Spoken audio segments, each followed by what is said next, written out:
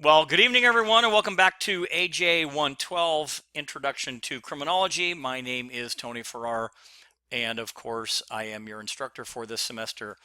Tonight's lecture is going to be on Chapter 13, where we are going to look at public order crimes. And you're probably wondering what falls underneath that. So, we're going to look at things like law and morality and social harm. We'll look at some sex-related offenses, prostitution, some policies on criminology, and the definition of things like pornography and substance abuse and things that sometimes cross lines, and we'll see how these different things interact with each other. But as far as what we plan to learn is, first of all, we're going to look at the definition or what is meant by the term social harm, because that's going to be important for our discussion this evening. We're also going to look at some of the activities of those who consider themselves moral crusaders, and we'll define that as well. We'll look at some of the various forms of outlawed deviant sexuality. We're also going to distinguish among the different types of prostitutes or prostitution, some of the arguments both for and against legalizing this type of thing. And also, we'll finish up with a discussion on the causes of substance abuse. So we have a lot to cover. I'm hoping that we can make it through our 60-minute guideline, but either way, we're going to do our best. So let's jump into Chapter 13. So to start off with, we've got our fact or fiction first. Usually we have a case study, but that's okay. So again, this is the part of the lecture where we think about some things and stimulate our brains as we go through the lecture. And again, sometimes I'll answer these and sometimes I won't, but I want you to think about these as we go through our discussion. So the first one, fact or fiction, prostitution should be legalized because it's a victimless crime and many prostitutes make a lot of money. So fact or fiction. The second one, fact or fiction, fewer kids are drinking today than 20 years ago. So interesting, fact or fiction. Okay, a little case study. About 4 decades ago, Larry Nassar was a central figure in American gymnastics in that particular world. He was a doctor at Michigan State University Sports Medicine Clinic and also a team physician for Team USA during 4 Olympic Games, treating many of our Olympic champions. Now, his downfall came in 2017 when dozens of women and girls came forward to accuse him of sexual assault. Now, Nassar's victims said that they were molested numerous times by the coach during medical exams and other treatment sessions.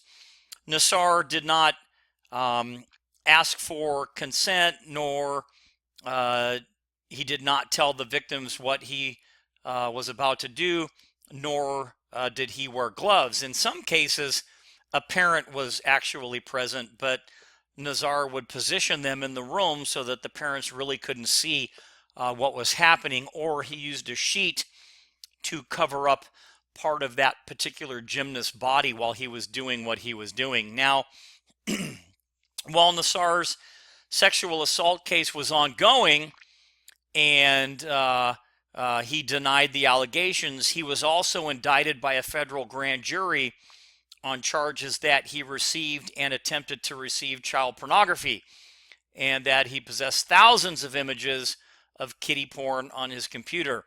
The charges against Nassar were the result of a joint investigation by various law enforcement agencies that was a part of a Project Safe Neighborhood or Safe Child investigation. And this national initiative, designed to protect children from online exploitation and abuse, is carried out by the U.S. Attorney's Office, County Prosecutor's Office, and the Internet Crimes Against Children Task Force.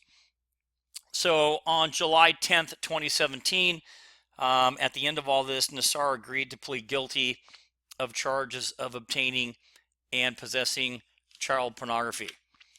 So, when you kind of think about this, um, he was, this big time doctor for U.S. gymnasts. So, he was a Michigan State University doctor, but he ended up getting 40 to 175 years in prison.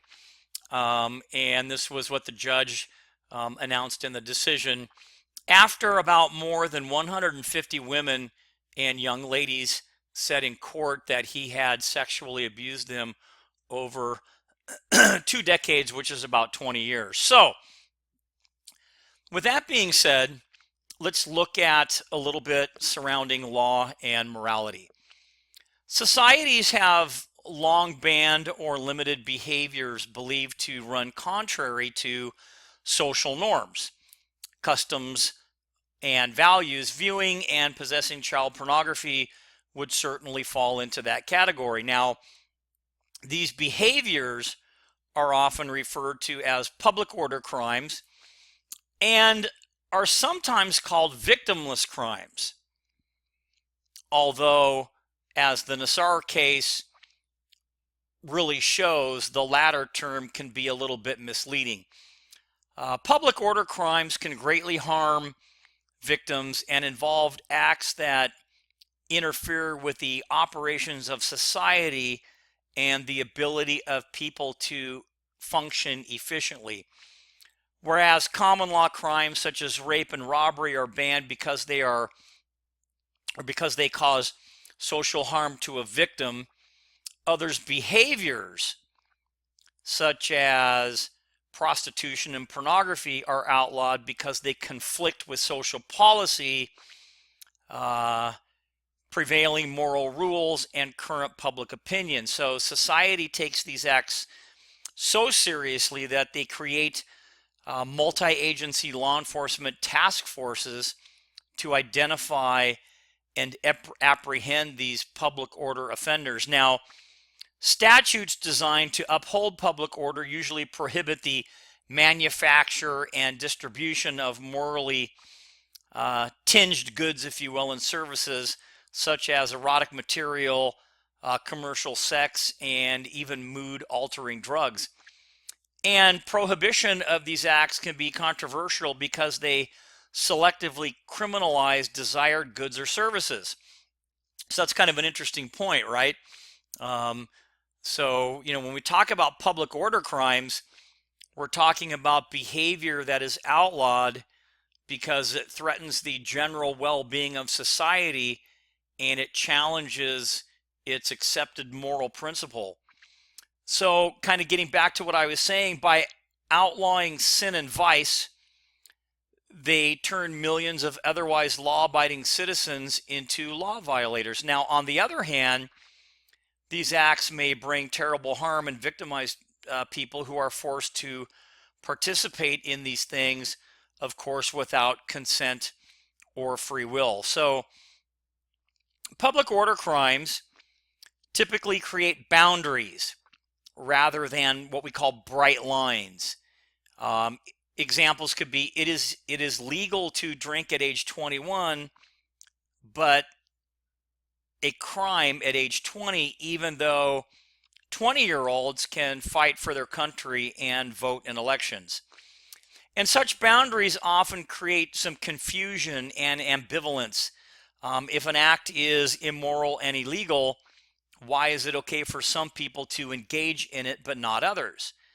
And how can an act be considered a crime in one legal jurisdiction but perfectly legal in another? So that's, these are some questions. So we're going to look at some of these things.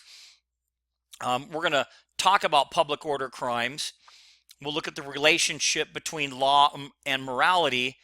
And we'll address some of these public order crimes, things like prostitution and pornography, and so on.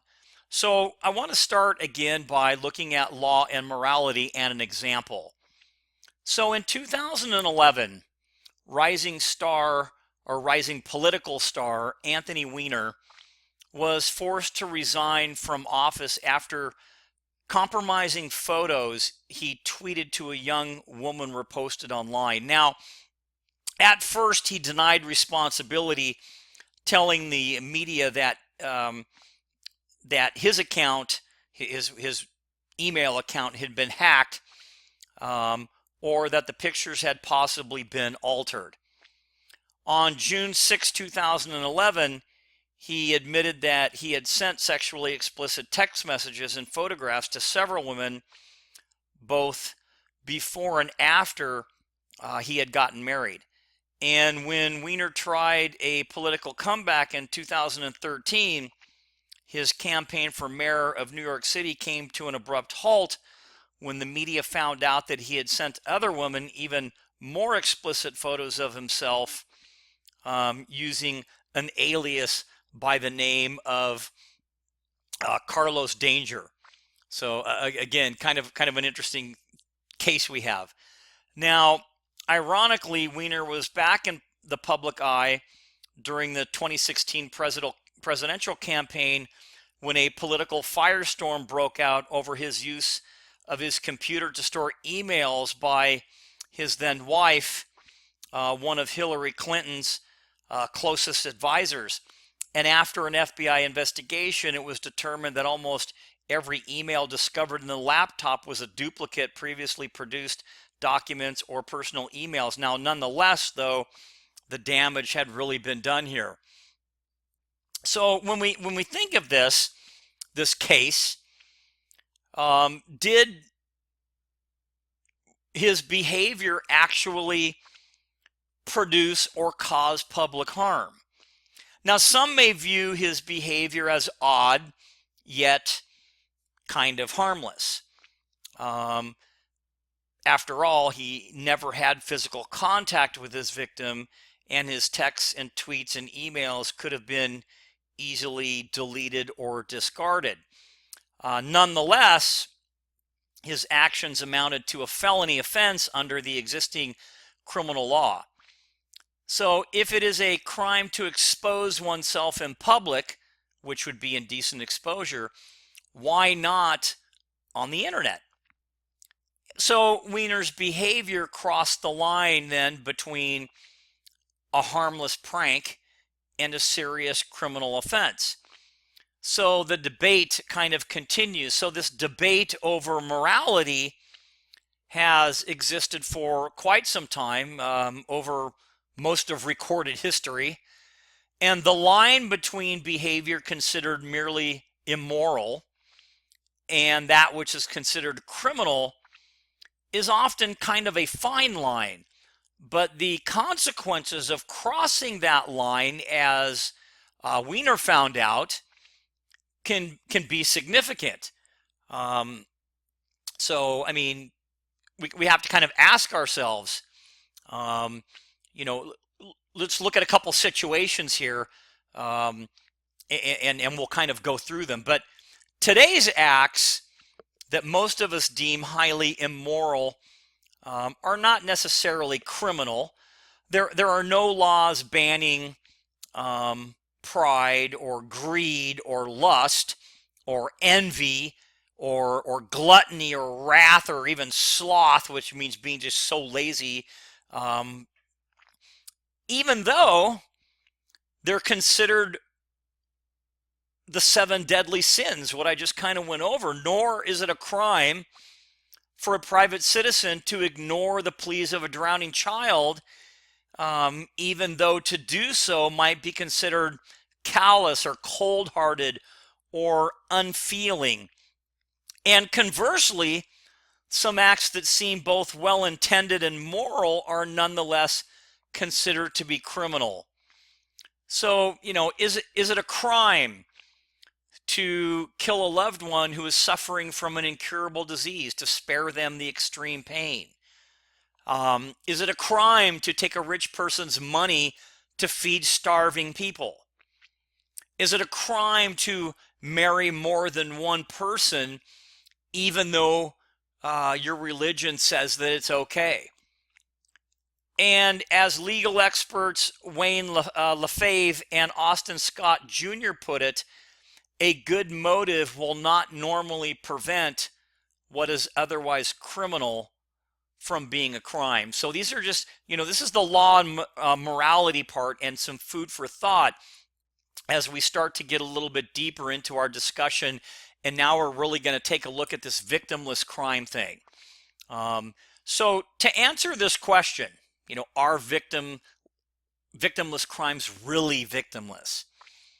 We need to first consider whether there is actually a victim in a so-called, victimless crime. Now, some participants may have been coerced into their acts, and if so, then yes, they are victims. Opponents of pornography, such as Andrea Dworkin, charge that women involved in adult films, far from being highly paid stars, are in fact dehumanized and turned into objects and commodities.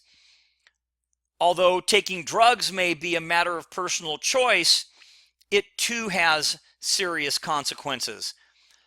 And one study of crack cocaine using women found that more than half had suffered a physical attack, 1/3 had been raped, and more than half had to seek medical care for their injuries. Now, it's been estimated that women involved in street prostitution are 60 to 100 times more likely to be murdered than the average woman, and that most of these murders result from a dispute over money rather than being sexually motivated.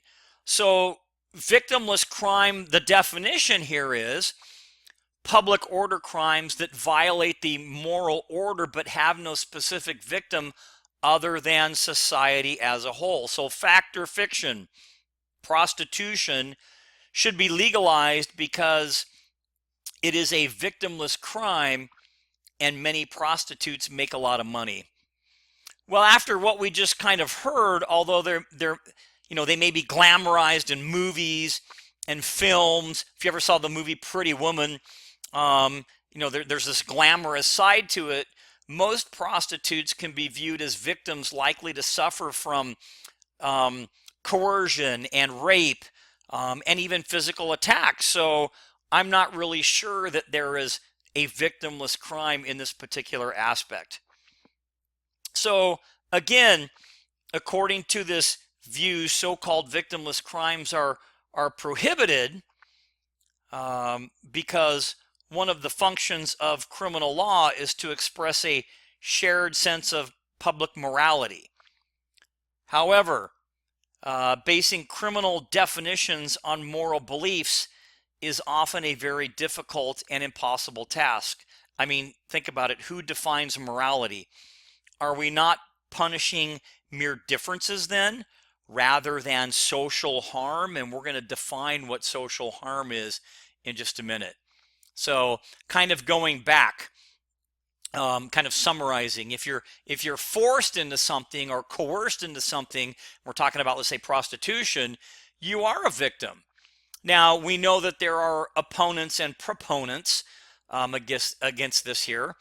And those against pornography in this particular setting say it's going to dehumanize individuals. It turns them into objects. And prostitutes, some say that they make money, so what's the harm?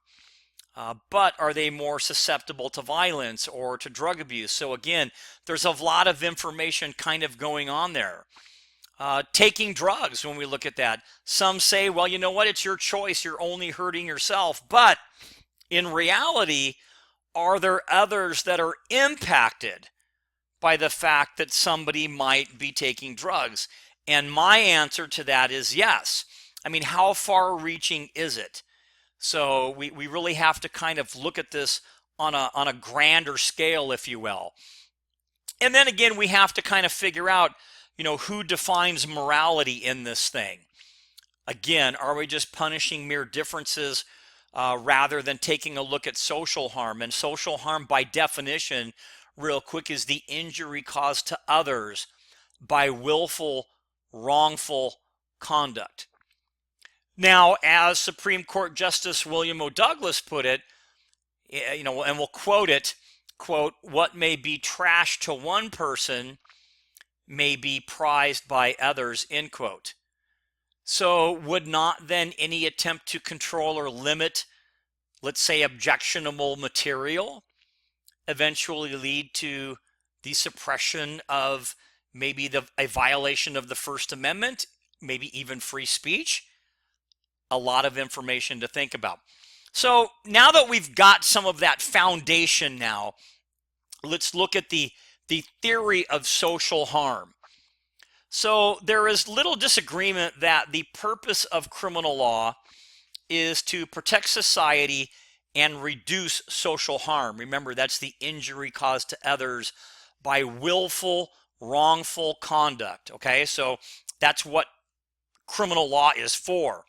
Now, when a store is robbed or a child is assaulted, it's pretty easy to see and condemn the harm that is done to the victim.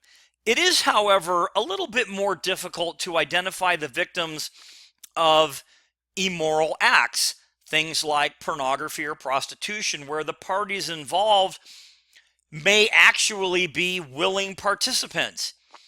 And some men and women who work for high-paid adult escort services earn more in a few days than a waitress or even a kindergarten teacher earns in a year. Can we consider high-paid escorts who dispense sexual favors crime victims? People who employ sex workers may be wealthy and powerful people who freely and voluntarily spend their money for sexual services, and certainly they are not victims either. If there's no victim, can there be a crime? Should acts be made illegal merely because they violate prevailing or current moral standards? And if so, again, who defines morality in this particular case? So, according to the theory of social harm, and this is the criminology part kind of coming in, immoral acts can be distinguished from crimes on the basis of the injury they cause. Acts that cause harm or injury are outlawed and punished as crimes. Acts, even those that are vulgar, offensive, and depraved, are not outlawed or punished if they do not harm anyone. So the theory of social harm can explain most criminal acts, but not all of them. And some acts that cause enormous amounts of social harm are perfectly legal, whereas others that many people consider virtually harmless are outlawed and severely punished. It is now estimated that more than 500,000 deaths in the United States each year could be linked to the consumption of tobacco and alcohol, yet these deadly substances, and yes, I'm going to use that word, remain legal to produce and to sell. So you have to kind of, again, you have to look at things in a broad perspective here. So public order crimes often trace their origin to moral crusaders. And these are people who seek to shape the law to reflect their own way of thinking. And Howard Becker calls moral crusaders, or calls these people moral entrepreneurs. And these rule creators, argues Becker, operate with an absolute certainty that their way is the right way and that they are justified in employing any means to get their way. So he kind of quotes it like this: the crusader is fervent and righteous and often self-righteous. And today's moral crusaders take on such issues as prayer in school, or gun ownership, same-sex marriage, abortion, and even the distribution of sexually explicit books and magazines. So these are some of the things that these moral entrepreneurs will talk about. When you talk about sexual related offenses, let me give you a couple of examples here, and then we'll get into some different stuff. So You have high-profile abductions. You have the case of Philip Garrett, who kidnapped J.C. Lee Duggard. He was a longtime sex offender, and he held Duggard captive for 18 years and repeatedly raped and had 2 children with her, and he was given a 431-year sentence. You have the case of Brian David Mitchell, who kidnapped Elizabeth Smart. First he was declared unfit to stand trial, but in 2011, he did stand trial and he was sentenced to life in prison. And then finally, you have the just disgusting case of Ariel Castro, who kidnapped Amanda Berry, Gina De Jesus, and Michelle Knight. And Ariel Castro received a prison sentence of life plus an additional 1,000 years for kidnapping, torture, and imprisoning these 3 young ladies. So when we start to talk about sex crimes and things, we want to make sure that we talk about the different aspects that relate to them. Okay? And you don't have to like the lecture here, but these are part of, this is part of criminology. So we're going to start with bizarre or abnormal sexual practices that may involve non-human objects, humiliation, or even children. But we're going to start with the term paraphilia. And this is a term derived from the Greek para, which means to the side of, and philos, meaning loving. And these are, again, bizarre and abnormal sexual practices that involve recurrent sexual urges that are focused on A, non-human objects like clothing, could be underwear, or B, humiliation or the experience of giving pain, like a bondage or something similar, and then C, children or others who cannot grant consent. And when paraphilias such as wearing clothing normally worn by the opposite sex are engaged in by adults in the privacy of their own homes, they pretty much remain outside of the law's reach. However, when paraphilias involve unwilling or underage victims, they are considered socially harmful and subject to criminal penalties. And some of these outlawed paraphilias include things like frauderism, voyeurism, exhibitionism, sadomasochism, and finally pedophilia. And the definitions there are listed in your textbook. Now again, paraphilias are these bizarre or abnormal sexual practices. Okay, so with that being said, let's move on to the definition a little bit more of pedophilia. So by example, on February 24th, 2005, 9-year-old Jessica Lunsford was reported missing. Now, known sex offender John Evander Cooey, he's about 46 years old, he had kidnapped her from her home, kept her captive for 3 days, and then buried her alive when he believed that investigators were closing in on arresting him or finding out that he was the suspect. When captured, he showed investigators the shallow grave where they found Jessica's body inside, 2 tied plastic garbage bags. Her wrists were bound, but she had managed to poke what they believed were 2 finger holes through the plastic in an attempt to free herself. And in the aftermath of Jessica Lunsford's abduction, Florida passed legislation that requires increased prison sentences, electronic tracking of all convicted sex offenders on probation, and the mandatory use of state databases by all local probation officials, so that known sex offenders could not avoid the scrutiny of law enforcement. Now, Cooey was sentenced to death, but ended up dying in prison before that sentence could be carried out. And I say all this because Cooey suffered from what is known as pedophilia, a psychiatric disorder in which an adult or teen over the age of 16 is sexually attracted to younger children, generally ages 11 to 13 or even younger. And of all the commonly practiced paraphilias, the ones that we had on the list just a minute ago, pedophilia is the one that most concerns the general public.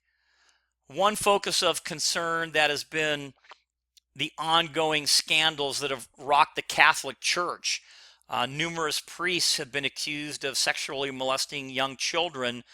Among the most notorious of those individuals being a guy by the name of James Porter, who was convicted of molesting at least 200 children of both sexes over a 30-year period. And Porter was sentenced to an 18 to 20-year prison term, but died of cancer while he was incarcerated. So the causes, though, of pedophilia haven't really been determined, but there are some suspected factors regarding pedophilia. And some of those would be abnormal brain structure or social maladaptation, or neurological dysfunction or brain trauma, maybe even inherited genetic factors or cognitive or thinking distortions, and even the possibility of exposure to pornography. So these are some of the factors that they believe are involved in this. Now, at the end of that, the last sentence that I said there, as far as pedophilia goes, a lot of research has been done, and they have found, again, some connections regarding the exposure to pornography. And we'll talk a little bit more about pornography later on, but I wanted to start with prostitution. So the earliest record of prostitution appears in ancient Mesopotamia, where priests engaged in sex to promote fertility in the community. And all women were required to do what they called temple duty, and passing strangers were expected to make donations to the temple after enjoying their services. Now, modern commercial sex appeared to have its roots in ancient Greece, where Solon established licensed brothels in about 500 BCE. And the earnings of the Greek prostitutes helped pay for the temple of Aphrodite. And on top of that, famous men openly went to prostitutes to enjoy intellectual, aesthetic, and sexual stimulation. Prostitutes, however, were prohibited from marrying at that time. Prostitution was common in early America in Western towns, and that's where they had brothels that paid monthly fines and fees and even taxes. So by definition, if we're going to look at what prostitution is, today prostitution can be defined as granting non-marital sexual access for remuneration, which means payment, under terms established by mutual agreement of the prostitute, their client, and their employer. And included in this process are the following elements. So the first element, and these are things that you would actually have to prove in order to define this as prostitution in the criminal process. So the first would be the offer or the act. So activity that has sexual significance for the customer. And again, this includes the entire range of behavior from intercourse to exhibitionism to sadomasochism, etc. The next one would be the economic transaction. Something of economic value, not necessarily money, is exchanged for the activity.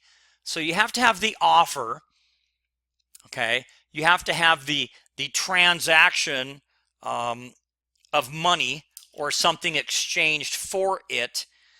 And then the last one is the emotional indifference, meaning the sexual exchange is simply for economic consideration. Now, although participants may know one another, their interaction has nothing to do with affection for one another. It has to do with the actual act of sex. So that's the definition of prostitution. So how often does this happen? And it's kind of an interesting subject to think about. So it really is difficult to assess the number of prostitutes operating in the United States. According to the Uniform Crime Report, or the UCR report, and we know what that is, fewer than 50,000 prostitution arrests are now being made annually, a number that has been trending downward for quite some time. There were about 100,000 arrests in 1995. So how can these changes be accounted for? Changing sexual mores brought about by the sexual revolution have liberalized sexuality. Men may be less likely to use prostitutes because legitimate alternatives for sexuality are more open to them. In addition, the prevalence of maybe sexually transmitted diseases has caused many individuals to avoid visiting prostitutes for fear of some type of disease or health hazard. And of course, arrest trends must be interpreted with a little bit of caution, because while it is possible that fewer people are seeking the services of prostitutes, the downward trend may also be explained by the fact that police are reluctant to make arrests in prostitution cases, or that more sophisticated prostitutes who now use like the internet or other forms of technology to make their hookups or their dates or whatever you want to call it, are better able to avoid detection by police. In fact, there's something called e-hooking, in which prostitutes use the internet to shield their identities and contact clients. It may be responsible for a resurgence in sex for hire, especially in times of economic turmoil. So despite this 2-decade decline in the arrest rate, a recent survey by the Urban Institute shows that prostitution still flourishes. It's still around. And these findings kind of set out the policies and issues in criminology. And it should make us think. So is it legal anywhere in the U.S.? So Nevada is the only U.S. jurisdiction to allow some forms of legal prostitution. Currently, 8 counties in Nevada have active brothels, and these are all kind of the rural counties. And as of February 2018, there are 21 brothels in Nevada. So prostitution outside the licensed brothels, however, is illegal throughout Nevada. So just kind of some interesting information. So with that being said, now let's move into the types of prostitutes. So there are several different categories, if you want to say that, or types of prostitutes that operate in the United States. And the first one would be streetwalkers, and these are prostitutes who work the streets basically in plain sight of police and citizens and customers. They're also referred to at times as hustlers, or hookers or streetwalkers. And again, it's been glamorized a little bit, especially in the movie Pretty Woman. But again, research has shown that there are a lot of issues that come along with being a streetwalker. And research also shows that there are a variety of working styles among women involved in street-based prostitution. Some are controlled by pimps who demand and receive a major share of their earnings in return for protection. In return, pimps control all aspects of their lives. And others are independent entrepreneurs, if that's a good word to use, interested in building a stable group of steady clients. And still others may manipulate and exploit their customers and may even engage in other criminal activity like theft or blackmail. The next category would be bar girls. And B-girls, as they are also called, spend their time in bars drinking and waiting to be picked up by customers. And although alcoholism may be a problem, these girls usually work out an arrangement with the bartender whereby they are served diluted drinks, meaning less potent, or water colored with dye, or even tea, for which the customer is charged full price. So you can see the criminal aspect, the hookup there. In some bars, the B-girl is even given a credit for each drink she gets the customer to buy. And it is common to find these types of girls in towns with military bases and even large transient or visiting populations. The next one would be the brothel prostitute, also called bordellos or cat houses, or houses of ill repute, if you will. Brothels flourished in the 19th and early 20th centuries. These were large establishments, usually ran by madams, the house person, that housed several prostitutes. And a madam is the woman who employs the prostitutes, supervises their behavior, and receives a fee for that prostitute's service. Her cut was usually about 40 to 60% of the prostitute's earning.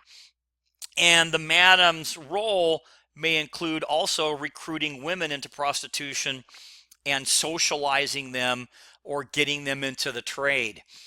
Another type of prostitute would be a call girl. And these are the aristocrats, if you will, of prostitution. They charge customers thousands of dollars per night and may net more than $200,000 per year.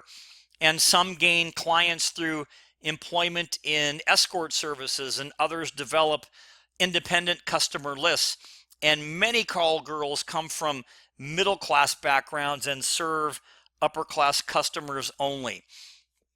There are escort services. Some escort services are in fact fronts for prostitution rings. And both male and female sex workers can be sent out after the client calls a number published in an ad. And, how common are adult escort services? Well, Las Vegas has 112 yellow page listings in escort services. New York City has 179.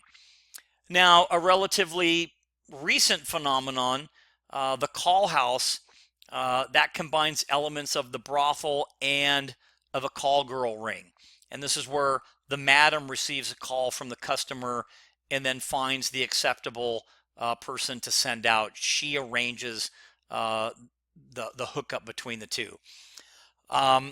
Circuit travelers, these are prostitutes that travel or move around in groups of 2 or 3 to different types of working areas, like lumber camps or labor camps or agricultural camps. And they basically ask the foreman for permission to apply their trade, if you will, service the whole crew in an evening, and then move on. And some circuit travelers seek clients at truck stops and rest stop areas.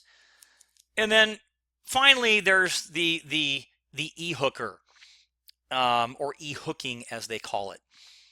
And the technological revolution has begun to even seep into the world of prostitution. Instead of working with a cell phone, these cyber prostitutes, if that's what you want to call them, set up personal websites or put listings on web boards, such as there's one called Adult Friend Finder that your book talks about, that carry personal ads. And they may be they may use loaded phrases like looking for generous older men or something like that. And when they're contacted, they ask to exchange emails, they chat online, or they make voice calls with prospective clients. They may even exchange photos. And doing this allows them to select whom they want to be with and avoid other clients that maybe seem to be dangerous or what have you. So kind of an interesting thing. So now, with all of that, why would you want to become a prostitute? Why does someone turn to prostitution? Well, both male and female prostitutes often come from troubled homes, marked by extreme conflict and hostility, and from poor urban or rural communities. Divorce, separation, or death splits the family. Most prostitutes grew up in homes without fathers. Girls from lower socioeconomic classes who get into the life, if you will, report conflict with school authorities, poor grades, and an overly regimented school experience.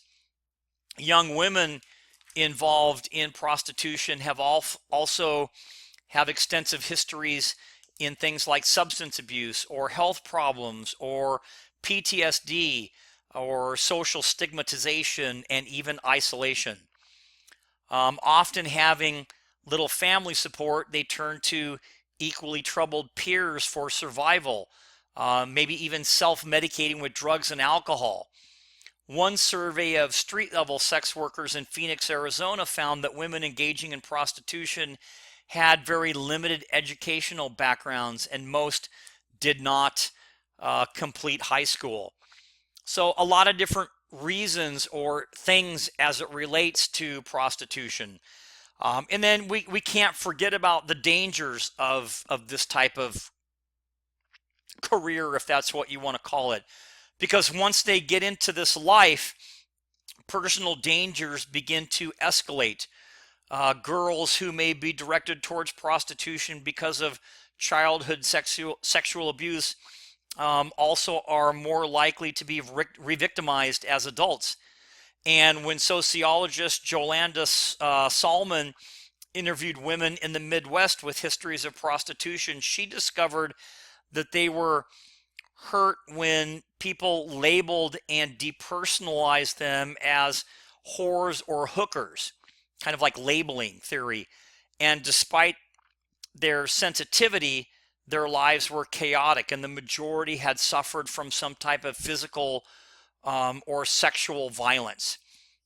So with all that being said, should this be something that should be legalized? Well, today prostitution is considered a misdemeanor and is punishable by fine or a short jail sentence. In practice, most law enforcement is uneven and aims at confining illegal activities to particular areas in the city. Prostitution is illegal in all states except Nevada. We just read about that, where licensed and highly regulated brothels can operate as businesses or business enterprises in some of the rural counties. So again, should prostitution be legalized elsewhere? Well, some nations have eased control of prostitution while others have legalized it and regulate sex workers. Germany legalized sex work in 1927, and there are in fact state-run brothels, and state workers pay taxes and are provided health insurance and a pension. Again, in most areas in the United States, prostitution remains a crime, most likely because it is considered a public safety or a health concern. So again, there's a lot of things to think about. It's a misdemeanor punishable by, fine or jail sentence. Some view that it should be, there's a sexual equality view or a free choice view, but you have to consider abuse or long-lasting victimization or harassment or exploitation or even violence such as rape. So all of these are things that we go over and talk about as it relates to, should something like this actually be legalized. So now we're going to kind of switch gears a little bit and jump into pornography and just take a quick look at that.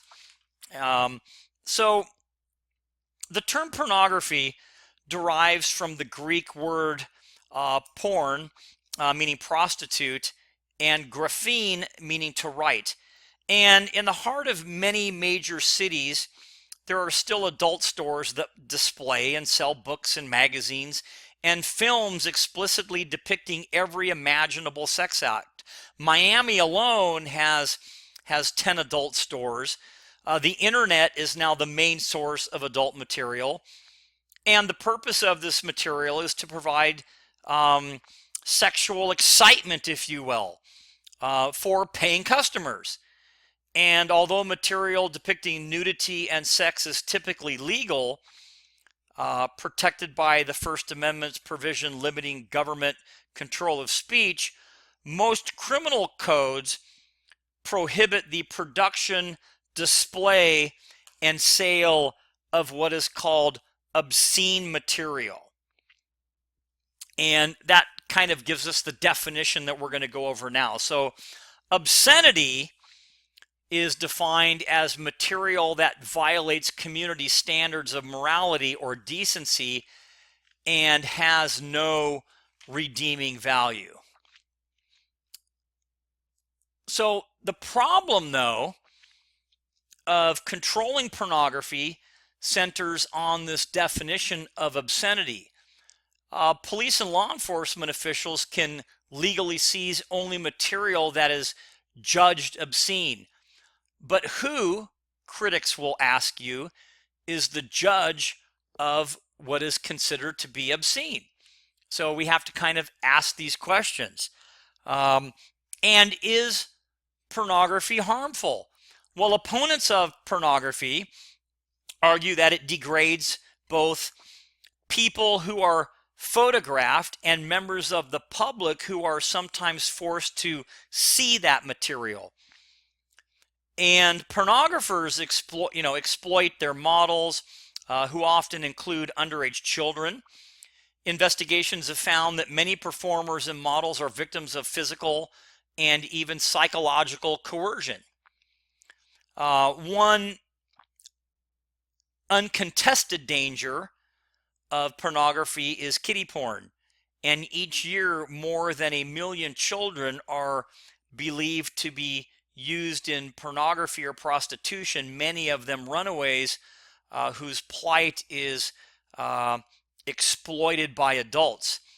So again, the critical issue here is, does viewing pornography cause violence, or how does this all fit in? So an issue critical to the debate over pornography is whether viewing it produces sexual violence or, in fact, assaultive behavior. And this debate reignited when serial killer Ted Bundy claimed his murderous rampage was fueled by reading or viewing pornography. The scientific evidence linking sexually explicit material to violence, however, is a little bit mixed. Some research has found that viewing erotic material may act as a safety valve for those whose impulses might otherwise lead them to violence. In a sense, pornography reduces violence, and viewing obscene material may have unintended side effects of satisfying erotic impulses that again might otherwise result in a more sexually aggressive behavior. Thus, it's not surprising to some skeptics that convicted rapists and sex offenders report less exposure to pornography than control groups of non-offenders. However, some research does find a link between consuming or viewing pornography and subsequent violent or controlling behaviors. A sex researcher by the name of Michael Flood reviewed the existing literature and concluded that exposure to pornography by young people leads to sexist and unhealthy notions of sex and relationships, as well as intensification of attitudes supportive of sexual coercion while increasing their likelihood of perpetuating assault. So there's some stuff on both sides. Well, as far as the law goes, the First Amendment to the U.S. Constitution does protect free speech and prohibits police agencies from limiting the public's right of free expression. However, the Supreme Court held in the two twin cases, Roth versus United States and Alberts versus California, that although the First Amendment protects all ideas with even the slightest redeeming social importance, unorthodox ideas, controversial ideas, even ideas hateful to prevailing climate of opinion, implicit in the history of the First Amendment is the rejection of obscenity as utterly without redeeming social importance. So basically what these cases are saying that the First Amendment is the test for, the constitutional test for determining what constitutes material that is not protected by the First Amendment. And there was a third case in there, Miller versus California, and this was a landmark decision by the United States Supreme Court, where the court redefined its definition of obscenity from that of utterly without socially redeeming value to that which lacks serious literary, artistic, political, or scientific value. So here, that's how pornography fits into the law. So to convict a person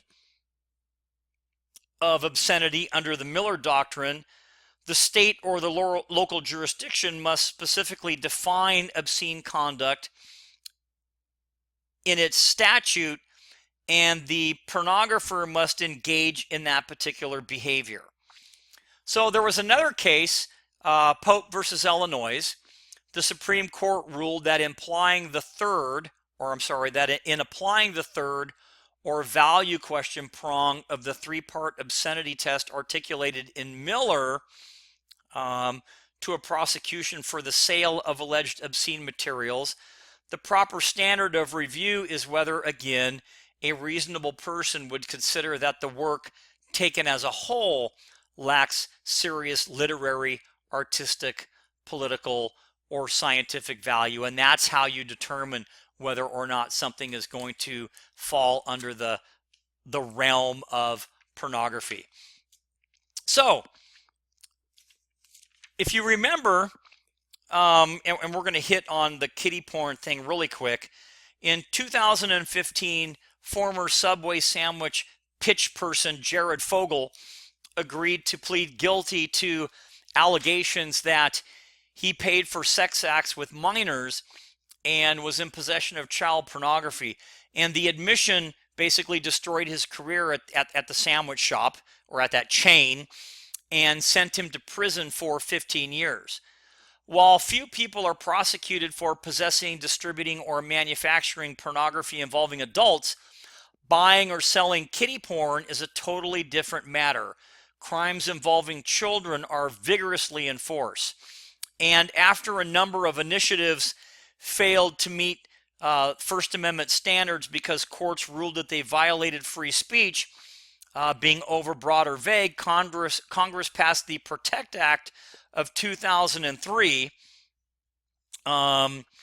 which provides prison sentences for anyone creating and selling sexual images involving children. And one part of the PROTECT Act prohibits computer-generated child pornography when such visual depiction is a computer image or computer generated image that is or appears virtually indistinguishably from that of a minor engaging in sexually explicit conduct. So, you know, we talked about the PROTECT Act, we talked about the First Amendment, and finally there's one other case that goes along with this. There's a case, United States versus Williams, where the Supreme Court ruled that statutes prohibiting the pandering of child pornography, which is offering or requesting to transfer, sell, deliver, or trade, did not violate the First Amendment, even if a person charged under the code did not in fact possess child pornography. So it is a crime if someone offers to sell kiddie porn to another person, even if they don't actually have any kiddie porn to sell, or if they have virtual images they are claiming to be the real thing, as long as the purchaser believes that they are buying kiddie porn using real children. A lot of information, and I know that it can be a little bit confusing, and that's why I put the case laws in there. So finally, we're going to end up now, and we're going to go over just a little bit, but that's okay. We're going to talk about substance abuse and how does this fit in. So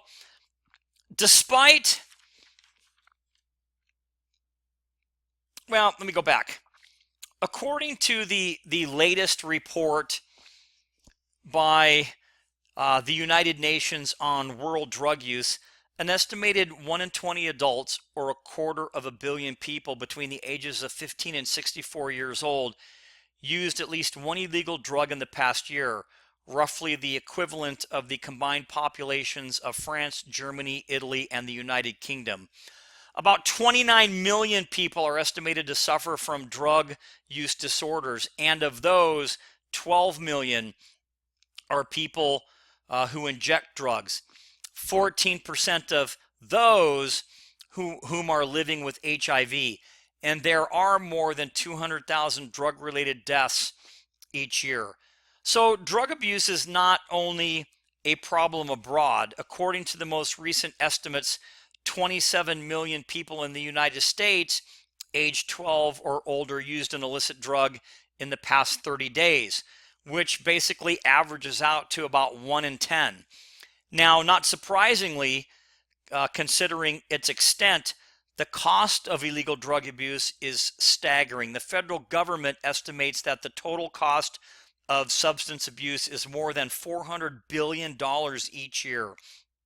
And healthcare costs for substance abusers are close to about $40 billion. So when did this all begin? When did all this stuff start?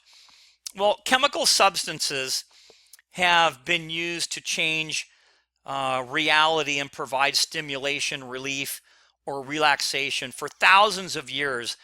Mesopotamian writings indicate that opium was used like 4,000 years ago, and it was known as the plant of joy.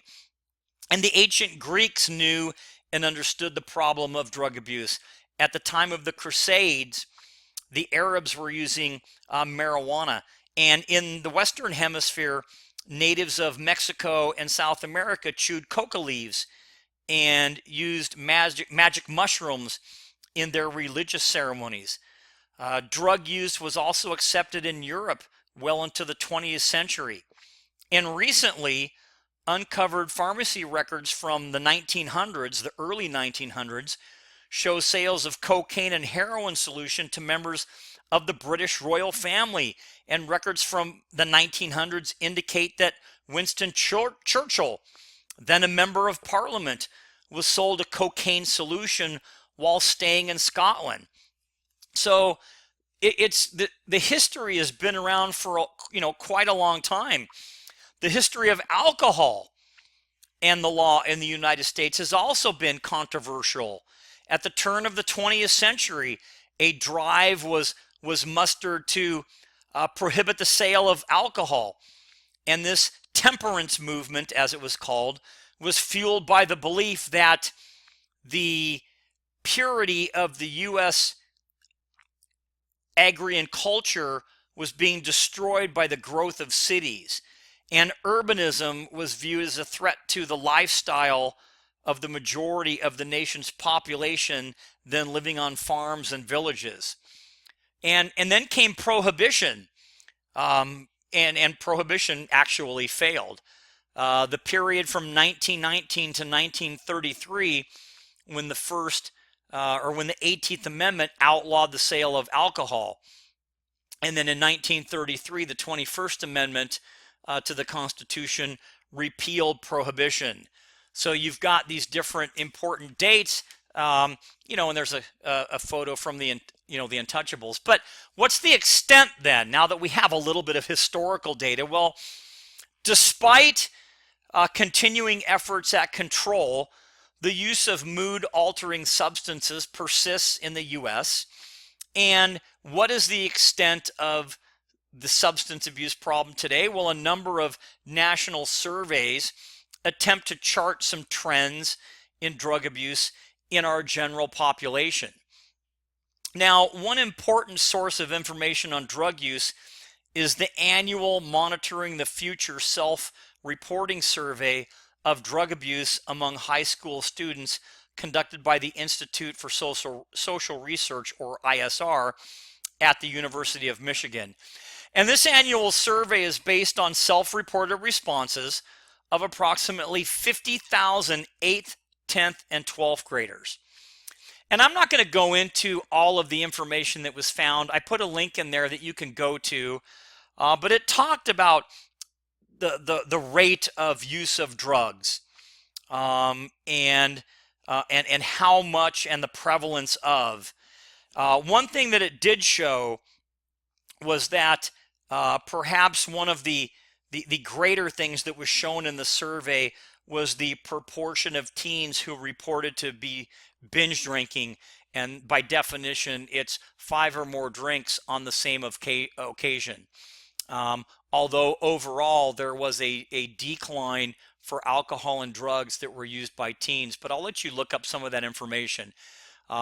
Here is a chart that's in your textbook on page 467 that talks about the estimated numbers of people, again, and these are age 12 or older, and the amounts, if you will, of their substance abuse.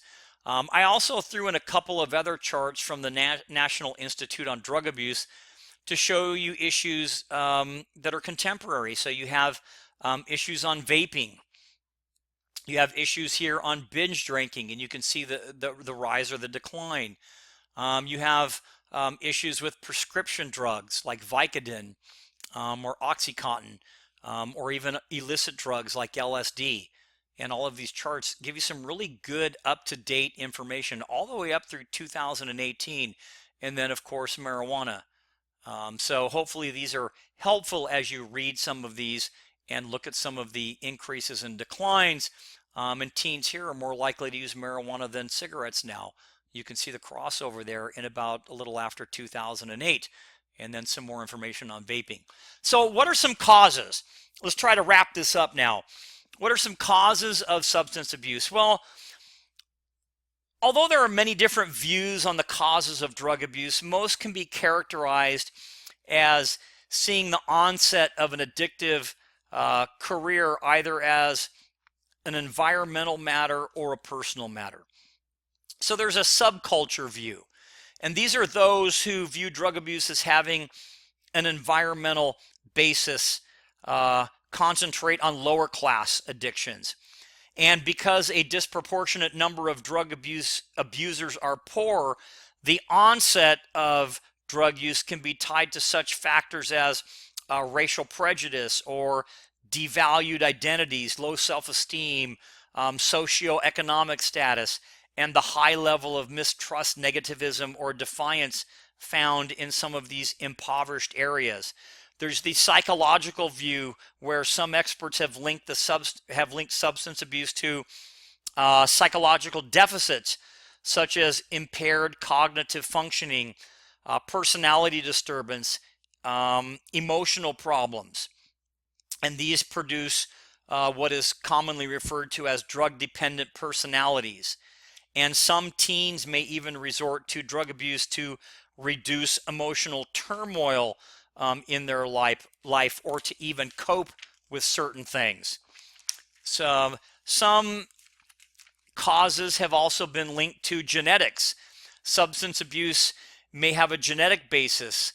Evidence for this has been found in research showing that biological children of alcoholics reared by non-alcoholic adoptive parents developed alcohol problems more often than the biological children of the adoptive parents. There's social learning. Social psychologists suggest that drug abuse may result from observing parental drug abuse. And parental drug abuse begins to have a damaging effect on children as young as 2 years old, especially when parents manifest drug-related personality problems, things like depression or impulse control.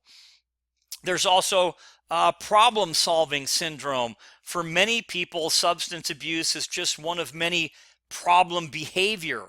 Longitudinal studies have shown that drug abusers are maladjusted or alienated and emotionally distressed and have their drug use, and that their drug use is one among many social problems that they have. Having a deviant lifestyle begins early in life and is punctuated with criminal relationships, a family history of substance abuse, educational failure, and even alienation. There's rational choice, and we certainly know what that is. Not all people who abuse drugs do so because of personal pathology. Some may use drugs and alcohol because they want to enjoy the effects of getting high or relaxing or improved creativity or escape from reality or even increased sexual responsiveness. So there's a rational choice there. So there's no real single cause of drug abuse, and there's no real theory that can adequately explain all forms of substance abuse, but there are many different views of why people take drugs, and again, no theory that really has some adequate explanation on all forms of substance abuse.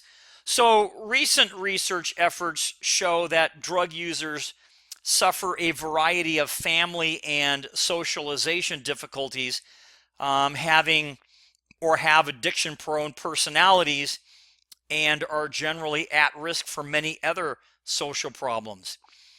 And one long-held assumption is that addicts progress along kind of a continuum from using a so-called gateway drug like alcohol or marijuana to using ever more potent substances like cocaine and heroin. And this is known as the gateway hypothesis, where you use one drug and that leads to another. So what about substance abuse and crime? Well, one of the main reasons for the criminalization of particular substances is the significant association believed to exist between drug abuse and crime. And researchers suggest that many criminal offenders have extensive experience with alcohol and drug use, and that abusers commit an enormous amount of crime.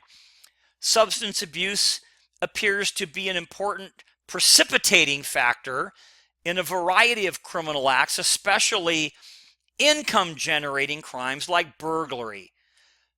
Alcohol is a factor in about 40% of all violent crimes and 37% of their arrest.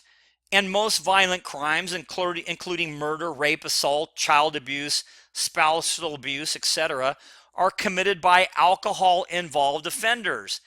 And among violent crimes, with the exception of robbery, the offender is far more likely to have been drinking than under the influence of other drugs. And 2/3 of victims of spousal or partner abuse report that their spouse or the perpetrator had been drinking as well. So statistically, you can really see how this kind of comes into play. And efforts again to link drug use to crime find that they are highly correlated. One source of information about The drug crime connection comes from the ADAMS Project, a federal program that monitored drug use patterns among arrestees in 5 U.S. cities: Atlanta, Chicago, Denver, New York, and Sacramento. And data from adult male arrestees were collected through voluntary interviews and drug tests with about 2,000 individuals within 48 hours of their arrest. And the sample was drawn from, again, all adult males arrested, not just those arrested on drug charges. So again, drugs, it interferes with being mature in socialization. Drug addiction increases frequency, but not necessarily violence in criminality. Drug use and criminal behavior shares roots for impulsive and deviant behavior. Drug use creates a need to finance the drug habit, and criminal deviance increases the probability of later drug use. Some of the acts that have been put in place, when you talk about drug use in the law, you have a list of them there. You have the Harrison Narcotics Act, which is probably one of the more important ones that are there. And I'll let you look those up in your book at your leisure. Some strategies, and then we'll be done, to deter some of this stuff. Well, source control, which means deter the sale and importation of drugs through apprehension of dealers and distributors. There are interdiction strategies, which means intercepting supplies as they enter the country. And then, of course, law enforcement strategies, where we direct our efforts at large-scale drug rings or street-level enforcement of both dealers and users. So just to kind of show you what's out there on the market, and you can see the level of some of the things, and some of these are larger cases, and some of them are street-level cases, but these are some of the things that are out there. So when you talk about drugs and violence, you can kind of get a better understanding and add a little bit of context. Again, a couple of other strategies. We talk about punishment strategies. Drug offense is a top priority, severely punishing suppliers and dealers. There are localized community strategies where you're using community-based treatment efforts, citizen involvement, and other strategies like the DARE program. There are drug testing programs, both at public and private industry. There might be some controversy there. There are treatment strategies like drug courts or residential programs, and then there are employment programs that talk about vocational rehabilitation. Finally, legalization. The war on drugs has cost more than $500 billion in the past 20 years. Federal and local governments spend a little over $28 billion on drug control and treatment strategies each year. More people die each year from abuse of legal drugs than are killed in drug wars or die from abusing illegal drugs. And opponents argue legalization might increase drug use. And that's just kind of food for thought. What I did, and I'll leave you with this chart, we have the strategy on the left, the main focus in the center column, and the problems on the right. A lot of information. Yes, we went over. I apologize, but I wanted to get it all to you. That's going to conclude our lecture on Chapter 13, where we're talking about public order crimes and things like prostitution and drugs, and how those two things, kind of interlink, if you will. Please don't forget to review your key terms, and also take a look at the critical thinking questions, just to help add some context to our lecture for this evening. So again, that will conclude our lecture, and until next time.